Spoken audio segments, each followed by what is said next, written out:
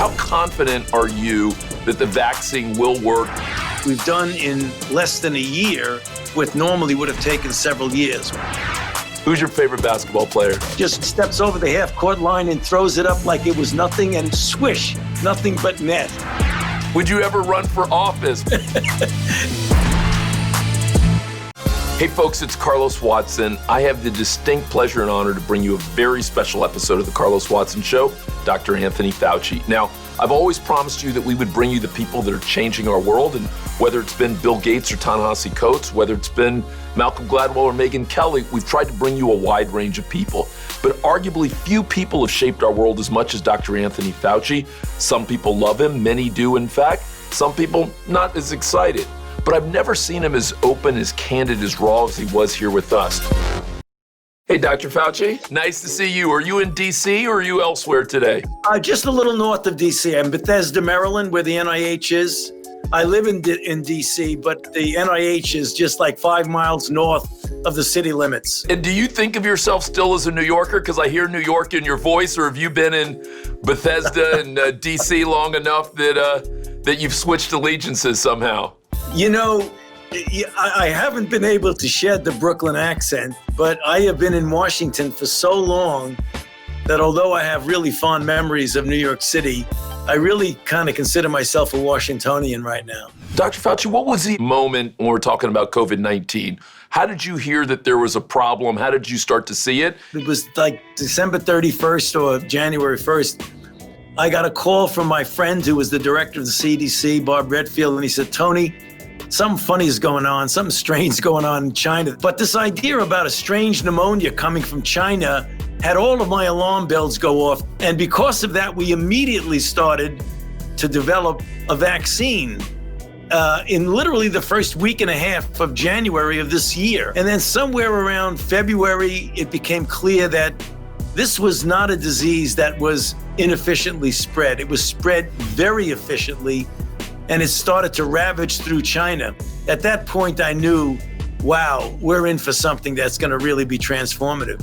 Fast forward multiple months, and we're living through one of the most devastating, or the most devastating pandemic that we've experienced in well over 100 years. Breaking news tonight, the coronavirus outbreak declared a global pandemic. The Incident Command Center at Johns Hopkins Medicine, they're preparing for a sudden surge of patients who need immediate care. So that decision that I made in the first week and a half of January of this year to go ahead and put a full court press on developing a vaccine has actually eventuated in a great success story. Dr. Fauci, thank you again for all your service, and thank you. I'm glad that you did what you did in January. Talk to me, though, about the vaccine, because you know there's both hope and there's fear around it. How confident are you that the vaccine will work, that it'll be effective, that people won't get unexpectedly sick, that there won't be hidden long-term effects that we're only going to find out later? When you develop a vaccine, there are a couple of things about it that worry people. They say,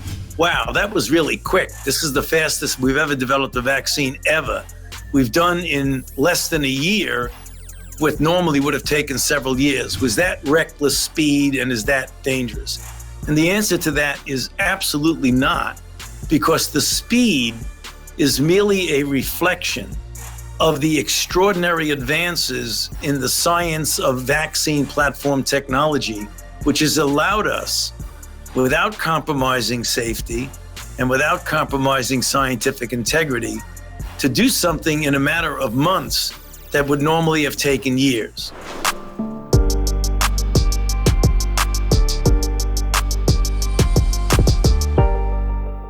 Doc, talk to me about pandemics more broadly. I had a conversation with Bill Gates a few weeks ago where obviously he reflected on his TED Talk from a number of years ago where he had expressed some worry about this. And as we looked ahead, he said, Carlos, one of the realities is that unfortunately, this is not the first pandemic and it may not be the last. And so consequently, it may be something we should prepare for as a society in a different way. How do you think about where we go from here, not only in getting through this horrible tragedy, but making sure that we're in a better position for what could come next? Yeah, that's called pandemic preparedness, Carlos, and that's something that we have done now for a few years. Interestingly, this pandemic was so so efficient in transmitting from person to person that even what was considered the best of preparation didn't work very well. There's always lessons learned when you get through this. We've got to make sure we don't forget what we've been through, and we make investments in the science that would allow us to respond. Doc, are you having any second thoughts about the trade-off between kind of loneliness and some of the other issues that are happening as a result of isolation? Carlos, not second thoughts about the fact that we have to do it, but I am totally aware and empathetic with what happens when you shut down society and when you close schools and the impact psychologically that has on children, which is the reason why we're saying now that the default position to try as best as you possibly can to keep the schools open or to get the children back to school for so many reasons. The deleterious effect on the children, how that impacts the family when working parents have to figure out a way how to take care of the children. Yeah, there are a lot of consequences of the public health measures that you do that it's necessary to do, but you have to try as best as possible to mitigate those unintended negative consequences. Doc, what have you learned about communication? Because as I hear you share, it strikes me that not only having the right medicine and the right prescriptions are important, but whether or not people trust you, believe you, whether or not you're actually able to communicate. What have you learned in this extraordinary year about how to communicate in the midst of a pandemic that you would share with the rest of us? Well, first of all, you've got to communicate in an honest, open, transparent way. You've got to admit when you don't know something, because when you start guessing about things, you get into trouble. You got to make sure people understand what you're talking about. As I always tell people, in my mind, the secrets of good communication is to not try to impress people about how smart you are, but to try to get them to understand what the heck you're talking about. Dr. Fauci, how did you come to the science and the epidemiology? I know you're the son of pharmacists, but how did you choose that? Was that a given path if we had met you at Regis High School as the captain of the basketball team? No, it was an evolving thing. It wasn't like I had pre-planned exactly where I wanted to be, and I've now arrived at where I had planned. My original feeling about what I wanted to do was primarily be a physician, taking care of patients, my primary identity. So I went to medical school. I did my internal medicine training in 2 or 3 or more years. And then I wanted to expand and get into the field of infectious diseases. So I took a fellowship down here at the NIH in infectious disease and immunology. And then that got me interested in doing research, because I never thought I really wanted to do research. And then I stayed here for a while, and then something happened that changed my entire career direction. Was the first cases of AIDS that were noticed on the West Coast and in New York City in 1981. It's not yet been proven, but some doctors suspect that blood banks and plasma centers may be spreading a new and mysterious ailment called AIDS. And that's when I changed the direction of my career and got very interested in public health and global health and pandemic outbreaks and things like that.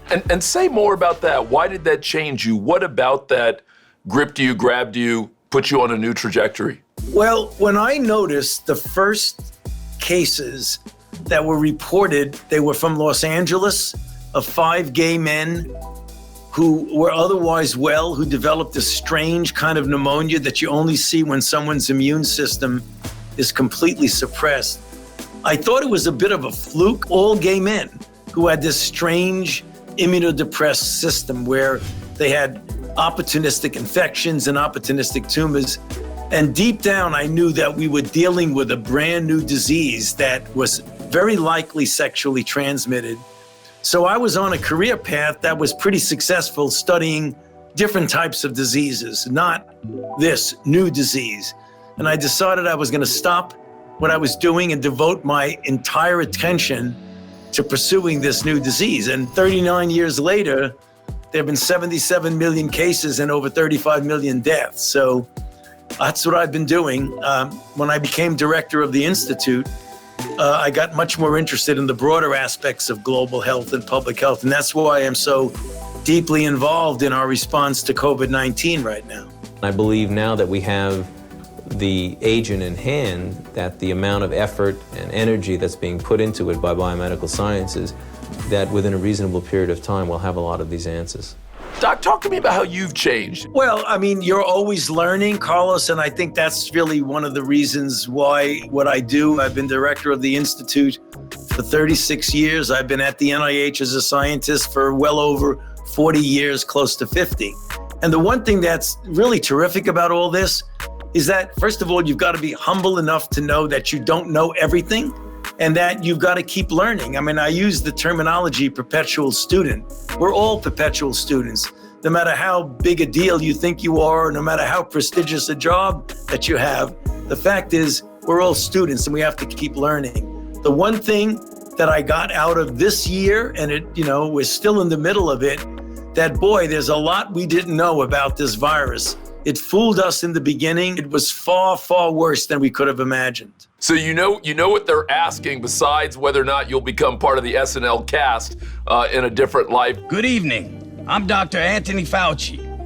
First, I'd like to thank all the older women in America who have sent me supportive, inspiring, and sometimes graphic emails. Would you ever run for office? We now are warmly welcoming new candidates. Have you ever seriously thought about running? No, I have not. I have not. I think I'm going to stick with what I'm good at, and that is science and public health. If I leave the politics to other people. Doc, do you mind if I do something that I call rapid fire, where I hit you with 4 or 5 questions and get your immediate thoughts on them? Okay, let's go for it. Who's your hero? My hero is a group of people, and those are the healthcare workers who are on the front line every day, really risking their health, their lives, and the lives of their family to be out there exhausting themselves, taking care of people with COVID. Your favorite book of all time? The biography of Winston Churchill I find to be, one of the extraordinary human beings. The biographies of John F. Kennedy.